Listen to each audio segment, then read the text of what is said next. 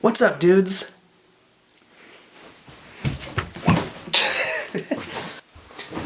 Okay, so I just got a huge box of all... Okay, let me take these off. I just got a huge box of all of the new Revive skateboards and Force Wheels stuff, and I'm really proud of all of it, and I particularly, oh my god, I can't say that word. Especially the 3D stuff. So I really want to give away this t-shirt. It's an adult medium, and I'm going to give it away over on my Instagram. There will be a link down in the description below. Just go down there, click the link, follow me on Instagram, and leave only one comment on the post, and tell me your favorite Revive skateboard design. Can be any of the boards, or if you just think this shirt is cool and don't really care about skateboards, make something up. Okay, so definitely check out that giveaway. I've already talked about how I made the superhero series in the new release, but today I want to talk about how I made the 3D series, specifically the 3D cat design. So I'm going to go through my process in Illustrator of how to make the 3D effect. It's pretty easy, and you can use this to turn any sort of black and white drawing or even a photo into 3D to work with the red and blue 3D glasses. Okay, so let's jump over to the computer and I'll explain how it works. The cat head pops out. Okay, dudes, so here you are looking at my insane working file of just all of the I guess it's just the two 3D skateboards. You can see it's a total mess of a file. I kind of started over here on the right. So today I want to take you through just what the process of turning an image into the red and blue 3D effect. It's actually called an anaglyph or an anaglyphic. I'm not quite sure how the word's supposed to work, but yeah, let's shift over to this file. And so here I have the 3D cat skateboard deck, and then the t-shirt version. I think I'm going to show you on the t-shirt version just because those elements are easier to work with, but really it's the same process, so it's no different for either the skateboard or the t-shirt. Alright, so yeah, let's jump into this. I've separated all of my elements that I'm going to turn 3D into different pieces, and I think what's best is we'll start with the cat. So I've separated the cat out, and you can see that there is a little white background behind the cat because I know I'm going to put him over top of this spiral thing. So when I have it over this gray block just to show you guys that the white is behind. So we're gonna select him and we'll move him over here. So the way the 3D works, let me put the glasses on here. You can see I have a red lens and a blue lens. Actually, it's kind of hard to tell which one's which when you have them on, but there's red on the left, blue on the right, and what these glasses do is they trick your eyes, basically. So we are going to make the drawing trick your eyes by adding a red color and a blue color to the drawing, and depending on how much you shift those colors is how sort of 3D, how much the image will pop out. So the more shifted, the more the drawing will pop out. So the first thing we need to do is get the red and the blue color. So actually, we call these red and blue glasses, but really the blue is cyan and the red is, well, it's still just red. So I'm gonna pick two colors. Okay, I gotta take these off because, alright, the first color is gonna be the blue color, so we're just gonna open the color picker over here and do 100% cyan. And so that will give you the blue color. And what this is gonna do is, in theory, now it doesn't, on the screen it's a little bit different, but because it's projecting light, but when something's printed, it's light bouncing off of the color, and so in theory you should be able to look through these glasses, and if you close one eye so you're just looking through the blue lens, the blue color will disappear completely. That's if you've matched the color exactly. And then same with the red. If you close your right eye and look at the red, it should disappear altogether. And that's kind of what the glasses do to trick your brain into making things pop out at you. Okay, so we're gonna pick a red color. Just gonna make another box here, and so for this color, we're just going to pick a basic red. So we'll do 0, 100 magenta, 100 yellow, and that should give us a pretty bright red color. Okay, so I think just to make things easy, we're gonna make some swatches. So I'm gonna select my blue color, come over here to the swatches palette, and click New Swatch. Since I'm in an RGB file, the numbers are a little bit different, but if we go to CMYK, maybe we should do that. And then we'll do the same for the red in the swatches palette, new, just make it CMYK. It's pretty close.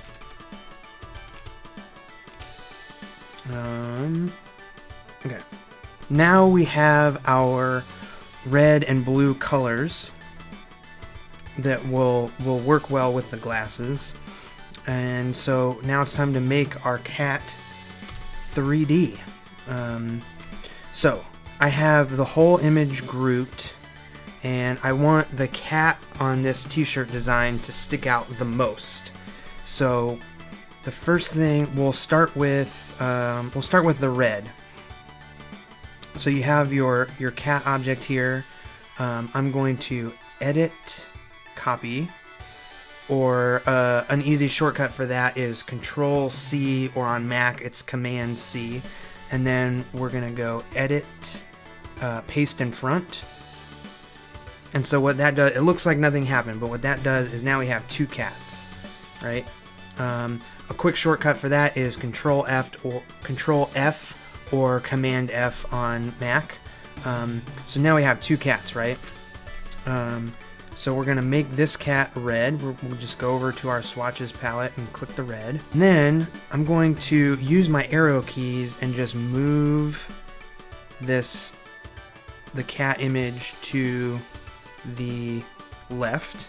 So when you look at the glass, when you're looking through the glasses, I think for you guys on the screen it's the opposite. But when I'm, looking through, the red is on the left and the blue is on the right. So we're gonna move the red to the left, to the left side, and we'll move the blue to the right. So I'm just clicking the arrow keys to move the red over.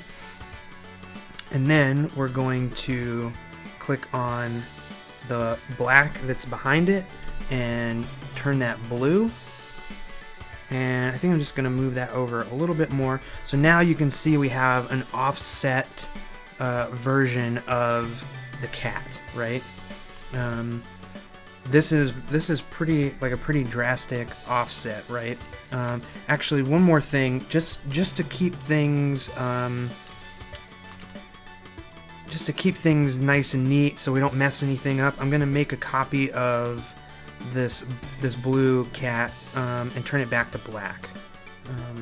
To make a copy of something really easily, if you just hold down Alt or Option on a Mac and then drag, you can see when you hold it down, there's another little, there's like the black arrow and the white arrow. If you click and drag something, it'll make a copy, as long as you're holding down that button. So we're gonna keep him over here, just as like a nice, easy, just because we're gonna mess with the red and blue cat, so we want to make sure we have an original cat head left that we're not gonna mess with. Now we're gonna take these two. We're gonna select the blue and the red cat, and we're gonna copy them again. So we're gonna copy and then paste in front. So now we have a copy of both the red and blue, and we're going to let's go ahead and just make these black now. So right now it looks like we have two black copies of the cat. we're going to go down to this Pathfinder window, so you can go Window, Pathfinder if it's not open. Okay, so we're going to go down and click on this intersect button, and if you look at the shape modes and stuff, the pictures, you can kind of tell what each of them do just by looking at the pictures. So this intersect one means anywhere the two shapes that we've selected, the two cat heads that we have selected right now, anywhere they overlap, that's what we're gonna keep, because anywhere they don't overlap, you can see it's like grayed out, that's going away. So we're gonna click intersect, and it's gonna tell us that the filter produced no results. Okay, so I don't totally know why this happens, but when it does, if you get that error message, if you go up here to Object and then Compound Path, if you turn these into compound paths, and as long as you have a nice solid object, it won't mess with it or anything, then click the intersect option in the Pathfinder, you can see that it's a little tough to see actually. You can see that only the places it overlapped are left, right? So now, because you made it black, it looks like anywhere the red and the blue cats are overlapped is now black. and really that's it. That's the only thing you have to do. And now if we put our 3D glasses on, whoa, it definitely pops out quite a bit. So when you're looking at it on your screen, you're gonna see the red a little bit and you're gonna see the blue, but if you focus on the black, you can tell it really pops out.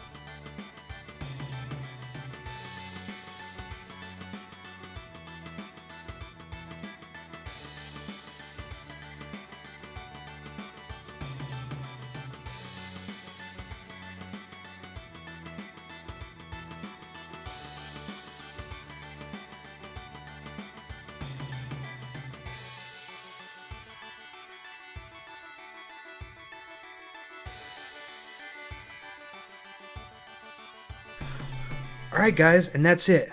How to give a 3D anaglyphic effect to an illustration in Adobe Illustrator. Oh, let me say one more thing, is that you can totally do this the same way with layers and stuff in Photoshop.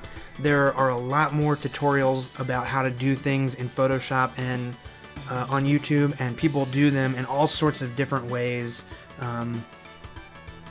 But if you know Photoshop a little bit, you should be able to figure out. It's just the same idea, making sure you pick the correct red and the correct blue or cyan color when you're separating, and then just taking each piece of the drawing and moving them over, red to the left, blue to the right, and the more the pieces are separated, the more it'll pop out at you. So you can really make a lot of different dynamic sort of effects by choosing what you're popping out more forward with each piece of the drawing. Yeah. Alright dudes, thanks for checking out the video. Hope that all made sense. If not, leave a question in the comments below and I'll try to answer it. There are tons of awesome resources on YouTube all about how to make the anaglyphic images, so don't be afraid to search for that stuff. There's probably lots more better tutorials about how to do this than the way I do it, but I wanted to show you guys my process. Also, don't forget about the giveaway. Go over to my Instagram page, link in the description, and win this 3D t-shirt. Okay, and I'll throw in some stickers and, of course, the 3D glasses as well. So, alright dudes, thanks for watching, have an awesome productive week, and I'll catch you later. See ya!